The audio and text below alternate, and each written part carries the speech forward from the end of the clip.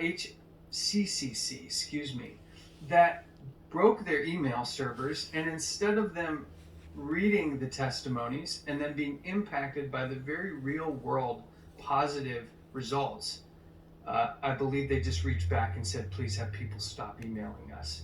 Corruption. So when they Right there. emailed me and said, we respectfully request that you take our email down because we can't function because our email is so clogged.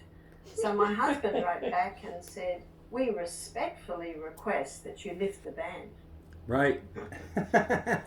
Right on. And I'm sure that was met with full compliance.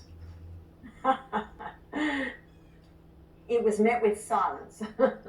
So there were essentially three complaints. The nature of what led you up into the tribunal, so to speak, were three complaints. We had one from a Queensland dietitian and nutritionist for your recommendation of goat's milk for infants who can't take formula. We had another one which was kind of a garbled list of accusations from somebody taking issue with some of your statements on your YouTube videos regarding antibiotics, vaccines, and cancers.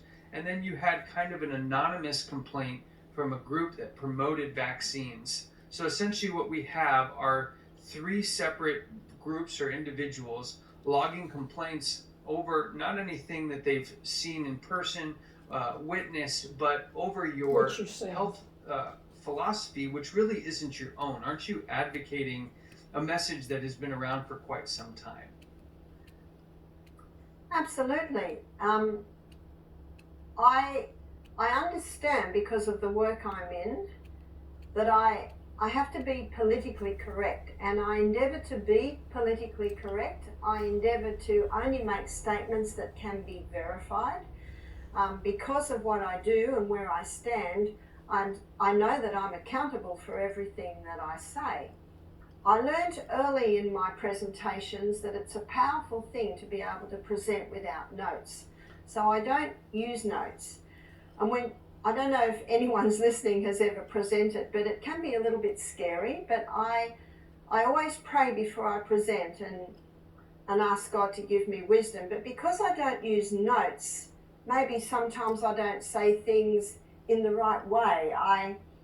I possibly could be guilty of that, but I never claim to be able to cure. I never claim to be able to cure cancer, and I never have, because I can't. The body alone is the effective healer, but some of the things they've taken me to task on, they have said, Barbara says the body can heal itself, so don't go to the doctor. Well, that is something I've never said.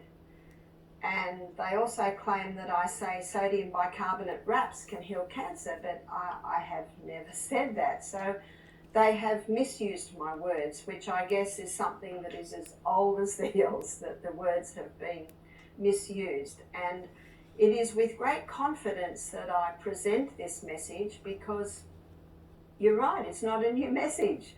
You know, for thousands of years, all through Europe, you know, there were sanitariums where people went to get help to heal various diseases through natural remedies. And in America, you've got the history of Dr. Kellogg, who had 1,000-bed health retreats, and it was famous. People came from all over the world just to experience the simple things that I have been presenting and have been done for thousands of years.